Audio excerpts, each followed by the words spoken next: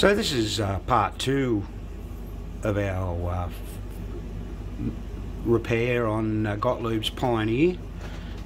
We've been waiting on parts and they finally arrived late on Friday. So we've now fitted new pop bumper kits, and while we were fitting we discovered, which isn't unusual, a broken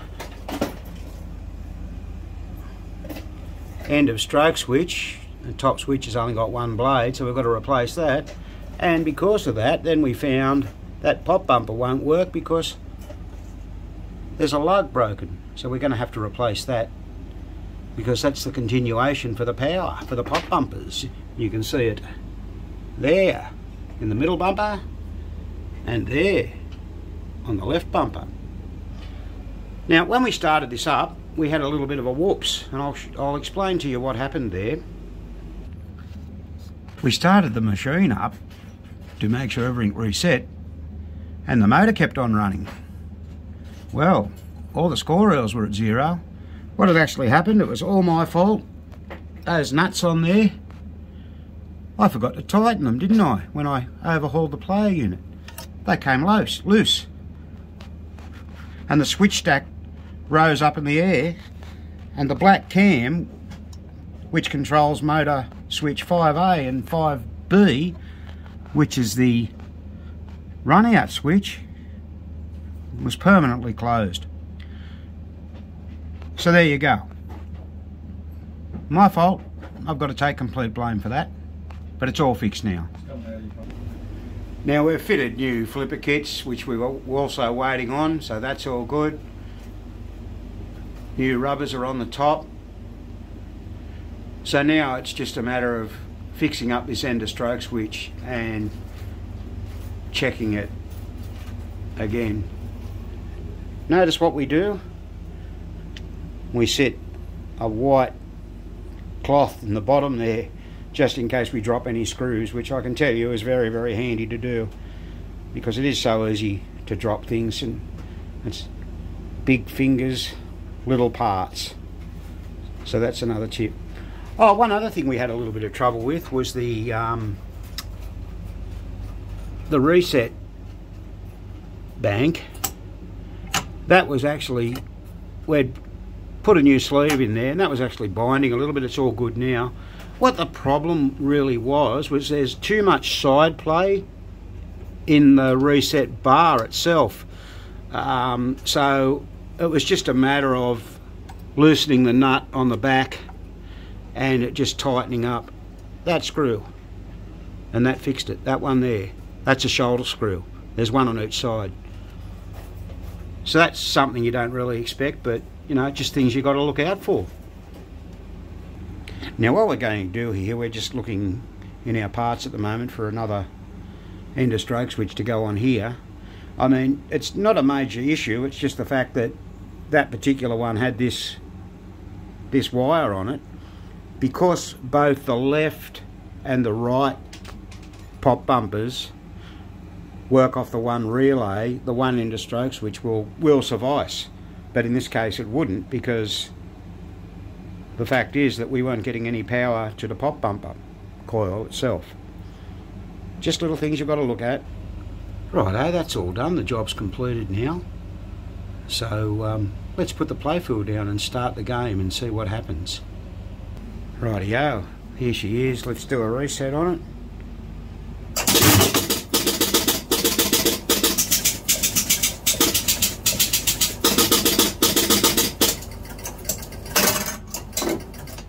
Beautiful. Okay, so what we've done,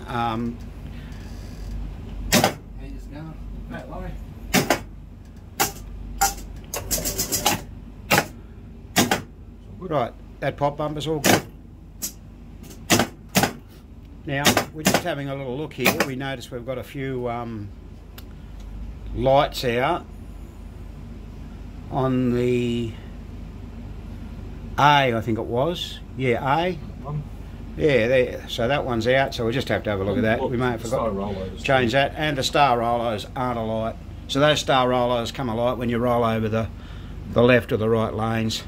That one's not. Okay, The owner's made a new, or not made a new, has made a new cover here. They always break on Pioneer and Spirit of 76, but he's actually bought a new one before Pinball Rescue closed down way back in the day. So the good news is it seems to be all working. Let's just shoot a ball up the lane.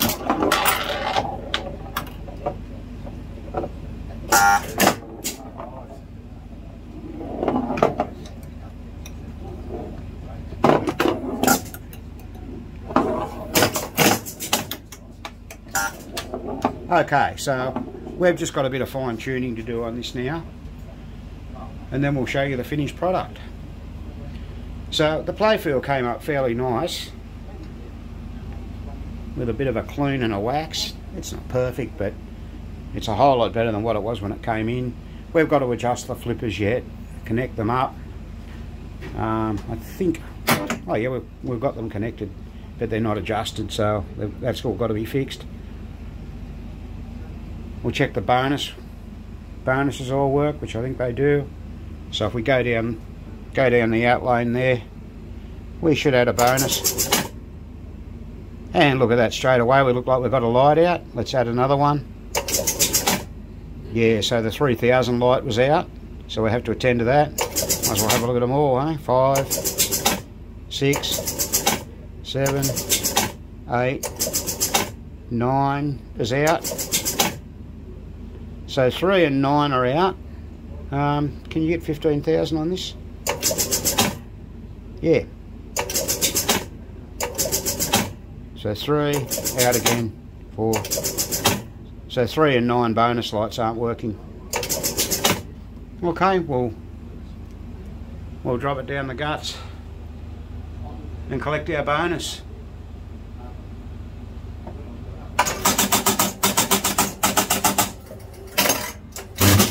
$25,000. So we haven't got the chimes hooked up yet. We normally do that last. So having a closer look at the number 3 there, I've just soldered that to the bud. Just used the Dremel to clean that up a bit. And the number 9, I've done that as well. It's a little loose, and another couple there I found there and there. So we'll take this wire here off and solder to the bud.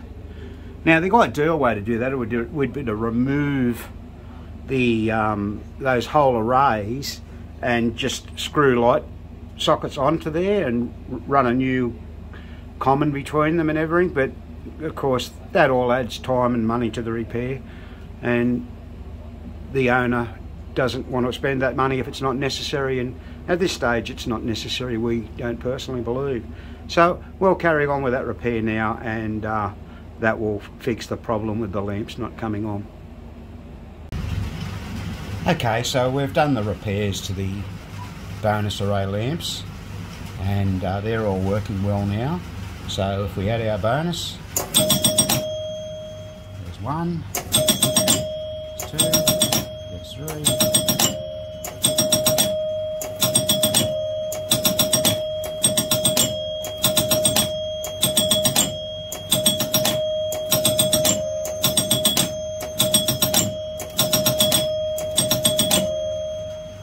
So they're all working. So that's good. It's very important to have all the feature lamps working. Now we also had a few problems with the rollover lights. They've all been rectified as well. Pretty much it was just globes that was the problem there. So they've been changed. So let's have a look.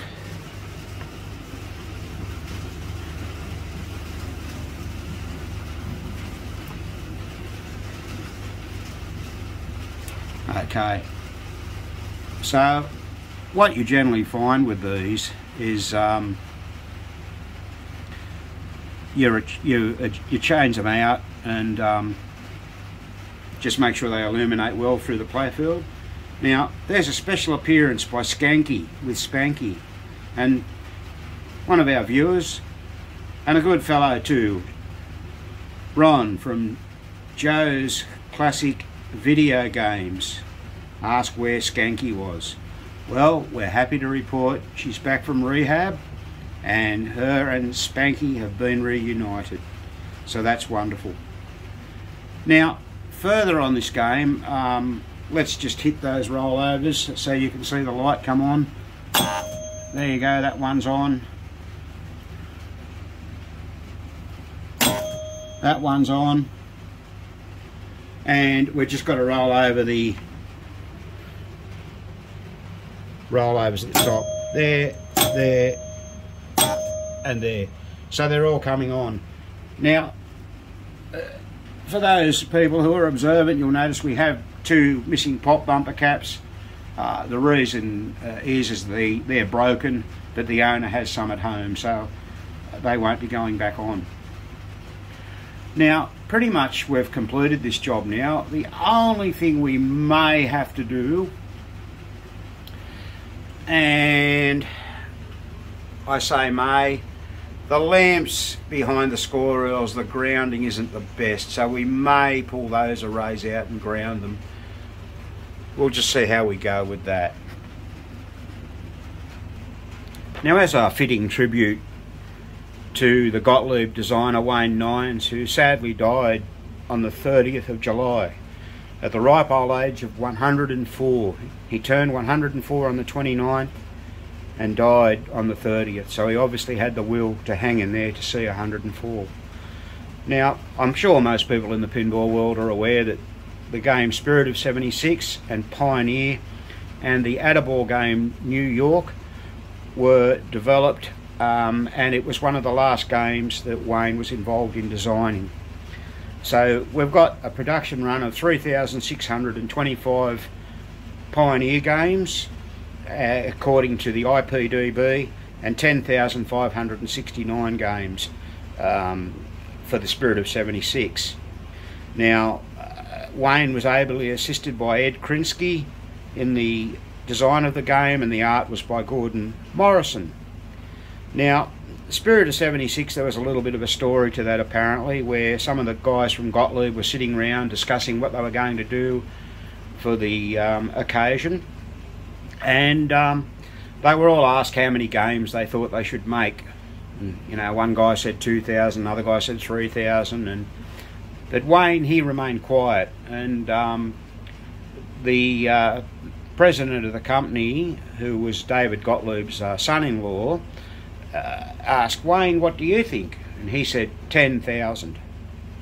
Well, everyone looked their shock horror, and it was stated that, Wayne, if we sell 10,000 of those games, the 10,000 one off the production line is yours, and I'll personally deliver it to your home. And he did. He had to deliver it to his home. And that game is serial number 13,000. The game started at 3001, and there were some sample games produced prior to this with slightly different numbering.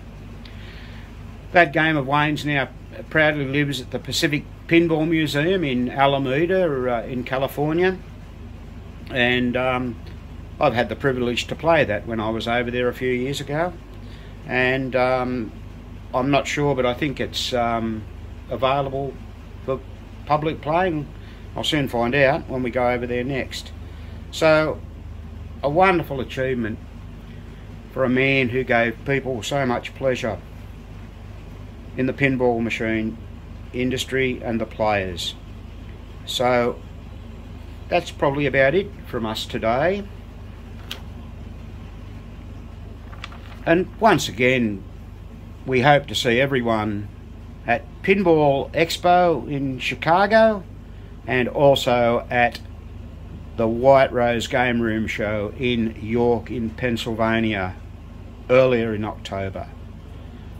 So this has been another Goat Shed presentation.